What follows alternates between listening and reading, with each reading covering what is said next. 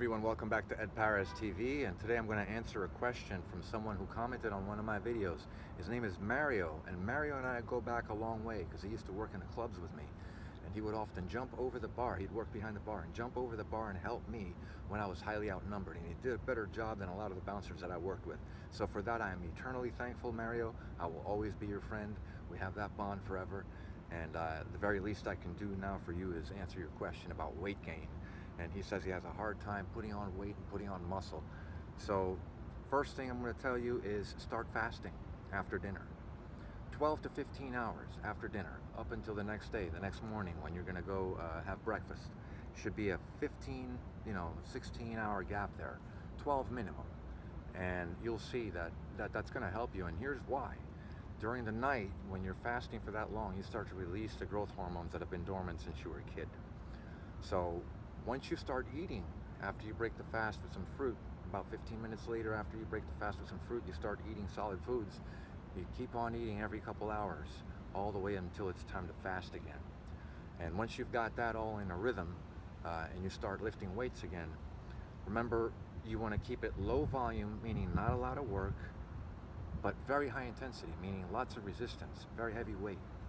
So you don't want to do a lot of sets for each body part. I would suggest on Monday, Wednesday, and Friday, for example, train your entire body each time.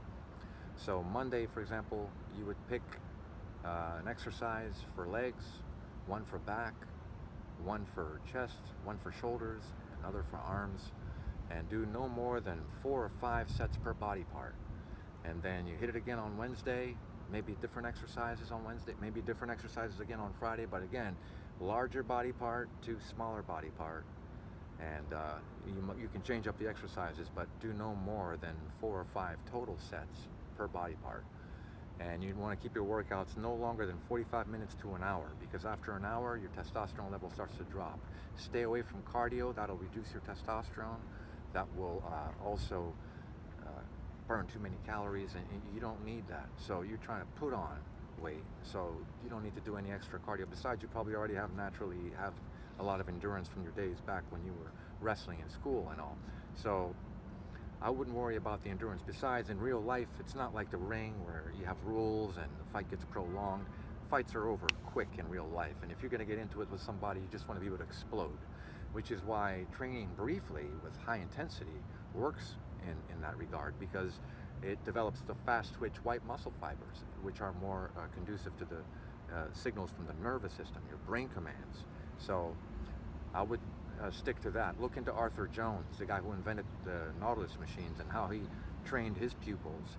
Research that on the internet, and you'll see these machines that people are always frowning on, they're not necessarily useless. Now, I advocate free weights most of the time, but there's times when I will use machines if I really want to bombard a muscle with super heavy weight.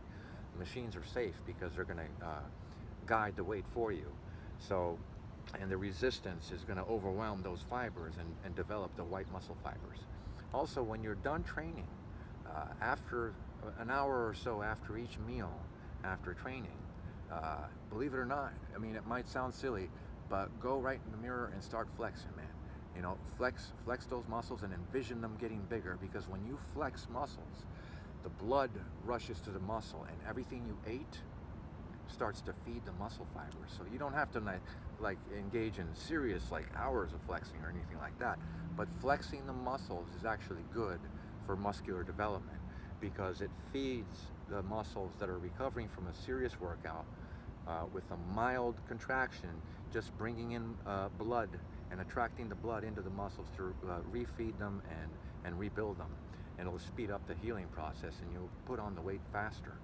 So you don't need to spend a lot of time doing that, because you don't want to burn too many calories flexing, but it's just to attract the blood into the muscle and stimulate it to grow. Okay, so keep those things in mind when you go shopping for your high calorie foods. You don't have to shy away from things like butter. Just pick the grass-fed butter and carbohydrates. You can go to town with pasta, whatever. Just try to make good decisions, though, when you go shopping. You shop around the perimeters and stay away from the aisles. Okay, so I hope that was helpful to you, Mario. Any other questions, let me know, and I'll be right there for you, man. All right, so peace. Everybody have a good week.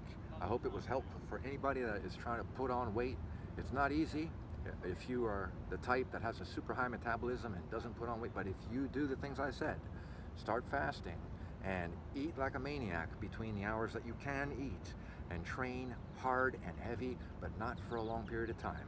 Keep it under 45 minutes to an hour and you'll be good. All right? So catch you later on Ed Paris TV. Talk to you next time. Have a great week.